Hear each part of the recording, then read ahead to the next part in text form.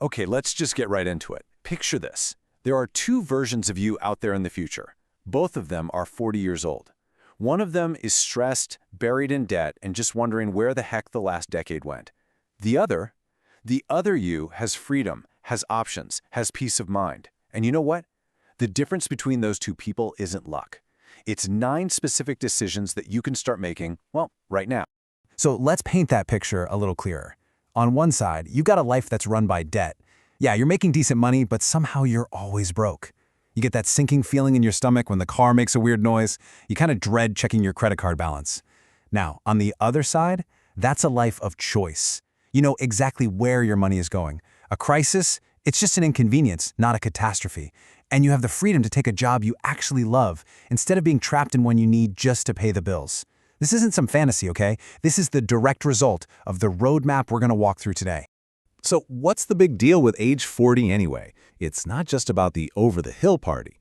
It's a really critical turning point for your finances.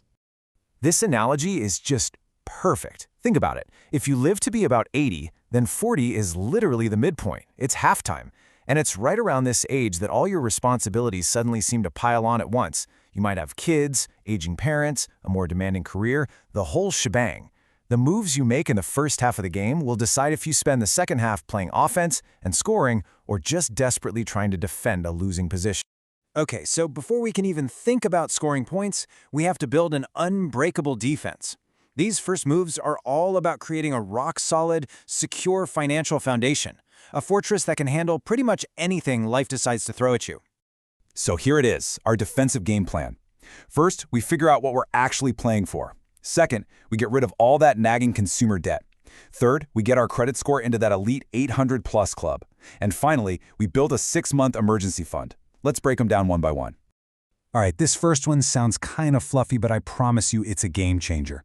So many of us are chasing a financial goal that we never actually set for ourselves. We fall into this trap of lifestyle creep. You know, that new car or fancy apartment feels amazing for a few months and then it's just normal. The problem is your expenses went up for good, but that happiness boost was totally temporary. The key here is to figure out what you truly value, spend a ton of money on that, and be absolutely ruthless about cutting out the rest. Okay, ready for a move that might feel a little uncomfortable. You have to get to zero consumer debt by 40. I'm talking credit cards, car loans, personal loans, all of it. Why? Well, because when life gets complicated in your 40s, debt is so much more than just a monthly payment. It's this heavy psychological anchor that makes every little bit of stress feel 10 times worse, and it just slams the door on opportunities. It forces you to make choices out of desperation, not aspiration. And let's talk about the real cost of that anchor. Just look at this number. Let's say you have 20 grand in credit card debt. If you only make the minimum payments, it'll take you over 30 years to pay it off, and you will have given the bank more than $40,000 in interest. Just interest. That's an extra 40 grand that could have been in your investment account, could have bought you freedom, but instead, it just vanished. So that brings us to our next defensive play. Even if you're debt-free, you're probably going to want to borrow money for something big one day, like a house. In an elite credit score, that's the master key that unlocks the best possible deals. This isn't about bragging rights, it's about saving an absolute ton of money. I mean, just look at these numbers. For a $500,000 mortgage, the difference between a pretty good score and a great score can easily be a full percentage point on your interest rate.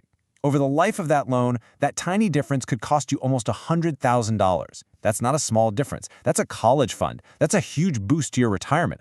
All of it determined by this one little 3-digit number. And the final brick in our financial fortress is the emergency fund. We're talking 6 months of your essential living expenses just sitting there in a boring, old, high-yield savings account. It's not sexy, I get it, but man, is it powerful. This cash is what turns a potential life-destroying disaster into just an annoying inconvenience. This is what people call FU money, and it's not about being reckless. It's about having the freedom to make choices from a position of strength, not fear. All right, our defense is set, the fortress is secure. It's time to go on the attack. These next moves are all about actively growing your wealth and building the financial engine you're going to need for the second half of your life. Here's the target. By the time you hit 40, the goal is to have at least 5 times your annual expenses invested. So if you spend, say, $60,000 a year, you need $300,000 invested. Hitting this number isn't just about being rich, it's about reaching this critical milestone that unleashes the most powerful force in all of finance. And that powerful force leads us to this beautiful concept called coast fire. When you hit that 5x target, you've pretty much done all the heavy lifting for retirement. Seriously, your money is now working so hard for you that, thanks to the magic of compound interest, it can grow into a full retirement nest egg by age 65 all by itself. This gives you unbelievable flexibility in your 40s and 50s. And if you don't quite believe the math, just look at this chart. That initial pile of money, let's say it's $500,000 at age 40, just sitting in a simple index fund with average returns, well, it can balloon to over $3 million over the next 25 years. That is the magic of compounding. You let time and the market do all the hard work for you. But wait a minute, where does that initial pile of money even come from? That brings us to career capital.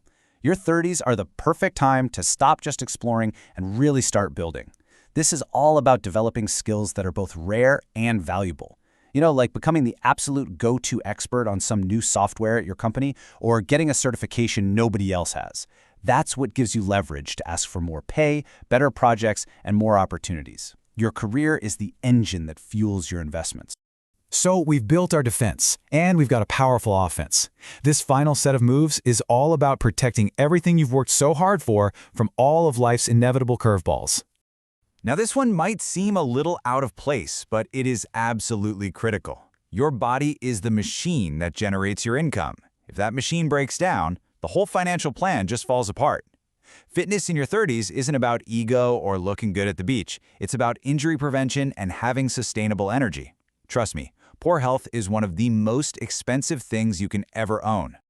Okay, time for a tough question. If there are people who depend on you, this is maybe the single most important financial question you can answer. If the answer is not very long, then you need term life insurance. It's incredibly cheap when you're young and healthy, and it guarantees that the people you love are taken care of if the absolute worst should happen. And the next step is estate planning.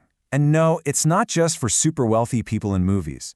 Having a will and power of attorney documents is simply about making things as easy as they can possibly be for your loved ones during what would already be an impossibly difficult time. You can think of it as your final act of kindness and consideration. And the final move is a conversation.